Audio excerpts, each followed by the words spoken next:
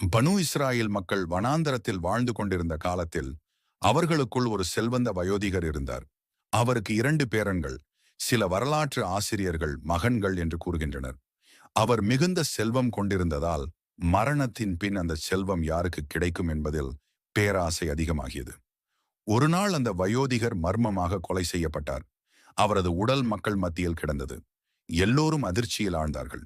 சந்தேகம், இவரது சொத்துக்காக இவரது குடும்பத்தாரே கொன்றிருக்கலாம் என்றது. ஆனால் எந்த ஆதாரமும் இல்லாமல் மக்கள் குழப்பத்துடன் இருந்தார்கள்.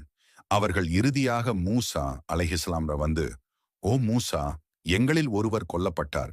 யார் கொலை செய்தார் என்பதை கண்டுபிடிக்க உன் இறைவனை வேண்டி கேள்" என்றார்கள். மூசா நபி அல்லாஹ்விடம் வேண்டினார். அல்லாஹ் பதில் அளித்தான், "நீங்கள் ஒரு மாட்டை பலியிடுங்கள்." இதை கேட்ட மக்கள் அதிர்ச்சி அடைந்தனர். "ஒரு கொலை நடந்திருக்கிறது. ஆனால் நீ ஒரு மாட்டை பலியிடச் சொல்கிறாய்? எங்களை கிண்டல் செய்கிறாயா?"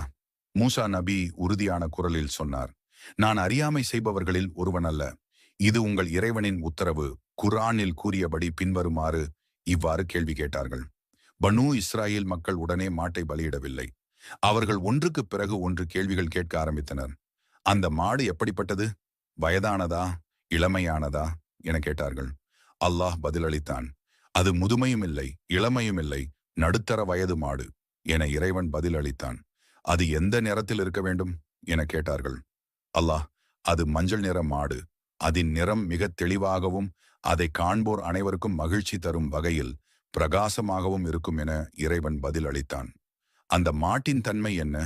இன்னும் ஏதாவது குறிப்பு உள்ளதா?" எனக்கு கேட்டார்கள்.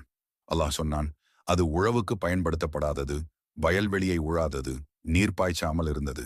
அதில் குறையோ புள்ளிகளோ எதுவும் இல்லை. அது முழுமையான சீரான அழகான மாடு" என இறைவன் கூறி முடித்தான். மூசா நபி ஒவ்வொரு பதிலும் சொன்ன போதும் மக்கள் அதிகமாக குழப்பப்பட்டார்கள். அவர்கள் இத்தனை கேள்விகளை கேட்காமல் உடனே பலியிட்டிருந்தால் எளிதாக மாட்டை பெற்றிருப்பார்கள். ஆனால் அவர்கள் அதிகமாக விவாதித்ததால் அந்த வகையான மாடு கிடைக்கவில்லை, அரிதாக இருந்தது. இறுதியில் அவர்கள் மிகுந்த சிரமப்பட்டு மிகுந்த விலை கொடுத்து அந்த மஞ்சள் நிற குறையற்ற மாட்டை பெற்றார்கள். மாடு மக்கள் முன்னிலையில் கொண்டு வரப்பட்டது. அது பிரகாசமான மஞ்சள் நிறம், வலிமையான உடல், அழகான தோற்றம் கொண்டது. மூசா நபி, "இதுதான் அல்லாஹ் கட்டளையிட்ட மாடு, இதை பலியிடுங்கள்" என்று சொன்னார்கள்.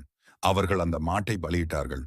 மூசா நபி அல்லாஹ்வின் உத்தரவின்படி அந்த மாட்டின் ஒரு அங்கத்தை, எலும்போ அல்லது இறைச்சியோ எடுத்து கொல்லப்பட்ட வயோதிகரின் உடலில் அடிக்கச் சொன்னார்கள். அது நடந்தவுடனே அந்த இறந்தவர் உயிர்த்தெழுந்தார். மக்கள் அதிர்ச்சியடைந்து பார்த்து கொண்டிருந்தார்கள். அந்த வயோதிகர் தனது உயிர்த்தெழுந்த உடலில் கூடியிருந்த மக்களிடம் கூறினார்,